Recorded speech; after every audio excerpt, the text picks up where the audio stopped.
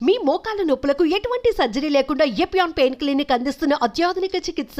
భారత మాజీ ప్రధాని, ప్రముఖ ఆర్థికవేత్త, దార్శనికులు, రాజనీతిజ్ఞులు, సౌమ్యులు మన్మోహన్ సింగ్ గారు ఇక లేరు అన్న విషయం అందరికీ తెలిసిందే. దాని మీద మెదక్ ఎంపీ రఘునందన్ గారు ఏం చెప్తారో ఒక్కసారి చూద్దాం. సార్ నమస్తే అండి.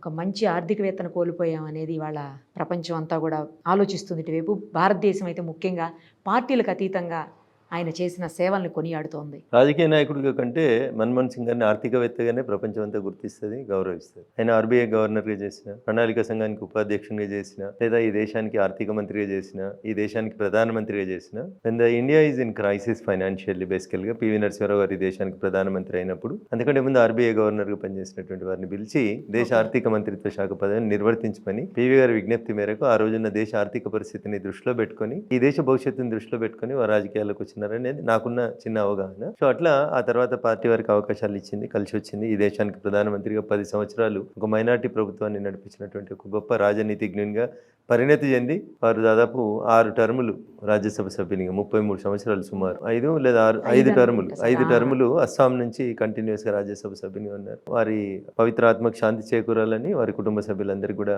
మనోధైర్యాన్ని భగవంతుడు ఇవ్వాలని మనస్ఫూర్తిగా కోరుకుంటారు. మన తెలంగాణ రాష్ట్ర విభజనలో కూడా ఆయన కీలక భూమికను పోషించారు అని చెప్తా ఉంటారు సార్. సో వారికి ఆ రోజు పాత్ర ఏముంది ఏం లేదనేది కాకుండా ఈ దేశ ప్రధానమంత్రి మన్మోహన్ సింగ్ గారు మిగతా పార్టీలు అంగీకరించినాయా, కాంగ్రెస్ బిల్లు పెట్టిందా, భారతీయ జనతా పార్టీ మద్దతు ఇచ్చిందా అనే అంశాలు కాకుండా యూపీఏ 1 అప్పటి నుంచి, టీఆర్ఎస్ పార్టీతో పొత్తు పెట్టుకున్నప్పటి నుంచి, కామన్ మినిమం ప్రోగ్రామ్ ఎజెండా దగ్గర నుంచి మొదలుకుంటే తెలంగాణ బిల్ పాస్ అయ్యేంత వరదాకా ఈ దేశ ప్రధానిగా మన్మోహన్ సింగ్ గారు ఉన్నారు. ఆ విషయంలో ఎవరికి ఎట్లాంటి సందేహం అవసరం లేదు. అలాంటి ఒక వ్యక్తిని అంటే ఆర్థిక సంస్కరణలు అనగానే ఆయనే గుర్తొస్తారని చెప్తా ఉంటారు సార్ అందరూను. పివి నరసింహారావు గారి చొరవతోటి ఆ రోజు రాజకీయాల్లోకి వచ్చినారు వారు. PV introduced Manmohan Singh into Indian politics. అది పివి నరసింహారావు గారి దూరదృష్టి.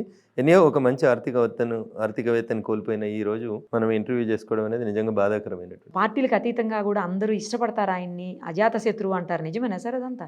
వీటన్నిటికంటే ఎక్కువ వారికి ఉన్న మంచి బిరుదు మౌనం ఉంది. ఎట్లాంటి ఇష్యూ ఉన్నా కానీ మౌనంగా వినడం, మృదు స్వభావి వినడం, ఓపికగా ఉండడం అనేది వారిని చూసి నేర్చుకోవాలి. కొత్త తరం నాయకులంతా నేర్చుకోవాలి. ఎట్లాంటి సంఘటనకైనా ముఖంలో ఎట్లాంటి ఎక్స్ప్రెషన్ లేకుండా ఒకే రకమైనటువంటి విధంగా వారి బాడీ లాంగ్వేజ్ కానీ వారి మాట టోన్ కానీ మెయింటైన్ చేసుకోవడం అనేది చాలా కొద్ది మందికి సాధ్యమవుతుంది. అందులో మన్మోహన్ సింగ్ గారు ఒకరు. Thank you sir.